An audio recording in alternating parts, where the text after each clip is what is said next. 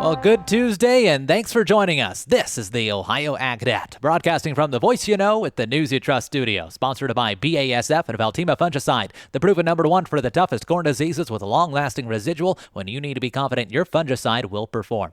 I'm Joel Penorwood with your farm news today, and quite a few updates to pass along, but don't forget that tomorrow is our latest in our Feeding Farmers series, and tune in as we visit that next farm, brought to you by Ag Revolution, Paradise Energy Solutions, and Timpty Trailers of Sydney. And also on your calendars, mark down to visit the Greenville Farm Power of the Past show at the Darke County Fairgrounds. That's July 9th through 11th. That's right, already this Thursday through Saturday. Learn more at greenvillefarmpower.org. The latest Ohio crop progress numbers are out from USDA. Let's take a look at those numbers, sponsored by Relentless Ag. Every acre at peak performance. Learn more at relentlessag.com. Ohio farmers made solid field work progress last week as winter wheat harvest continued and corn and soybeans developed under those warmer conditions we had. USDA says overall 5.5 days suitable for field work. Corn silking reached 5%, just behind the 5-year average, with 55% of the crop rated good to excellent. Soybeans 14% blooming, also slightly behind average, with condition rated about 54% good to excellent. Winter wheat harvest at 44% done, 2 points behind the 5-year, while wheat condition remains strong at 70% good to excellent, and that's extremely good compared to national numbers. More online at ohioagnet.com. A new study out for the National Corn Growers Association shows that corn remains a major driver of the U.S. economy. The report says America's corn farmers generated an estimated $142 billion in economic activity last year, with a record just over 17 billion bushels produced. Corn production contributed $56 billion to the GDP,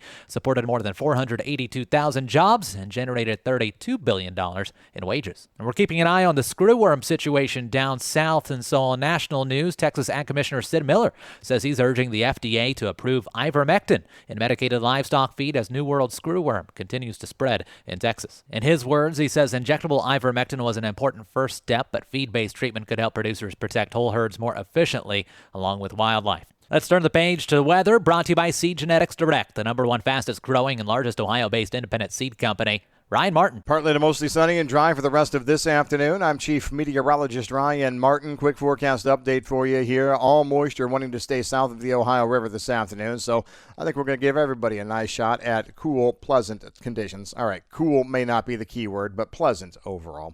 And most of tomorrow the same. I think we see a few scattered showers and storms sneak across the Ohio River into far southern in south central Ohio in the afternoon.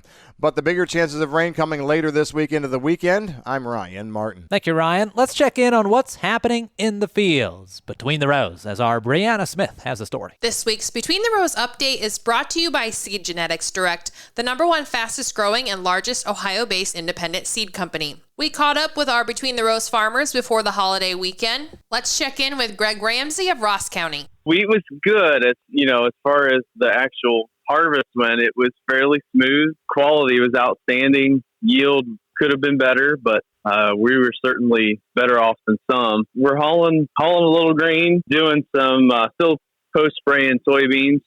Other than that, just starting to kind of turn an eye towards fall. Now let's check in with Matt Hartong of Summit County. Well, we finished up our second cutting alfalfa hay, so that was good news.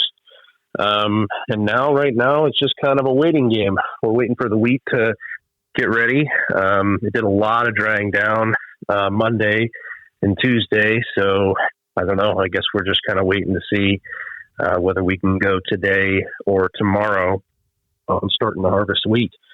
After that, we'll be baling straw, so that's one of our bigger jobs during the year.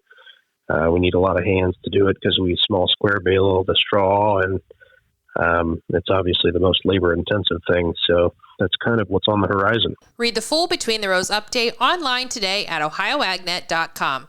Reporting for Ohio's Country Journal and Ohio AgNet, I'm Brianna Smith. Time to check out markets, and today's market analysis is brought to you by the Louis Dreyfus Company. Excited to bring a brand new soybean crush facility to Upper Sandusky, Ohio. Learn more about marketing your soybeans with LDC at 574-566-2113. Grain markets are mixed to start Tuesday after a strong rally to begin the week. Weather remains the main driver, with heat and dryness in parts of the country, and especially Western Europe, raising concerns for corn and oilseed production. Corn is pausing after Monday's move, while soybeans trying to add modest gains on Midwest heat and continue talk of possible Chinese buying. But it's been up and down all morning.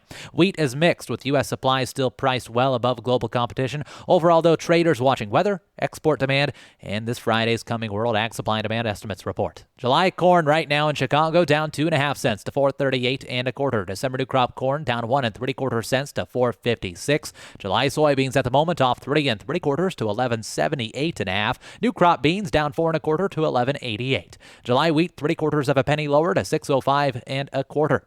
Markets on the livestock side seeing August cattle down $1 to $2.38 and a dime. September feeder cattle 20 cents lower to $357.68. July lean hogs an 18-cent loss to $93.20, while August hog contracts off $1.90 to $96.63 per hundredweight. Milk class 3 for August, they're up 11 cents right now. They've been slowly gaining all morning. They're priced at $16.21. I'm Joel Penordwood for the Ohio Ag Net. Thanks for tuning in.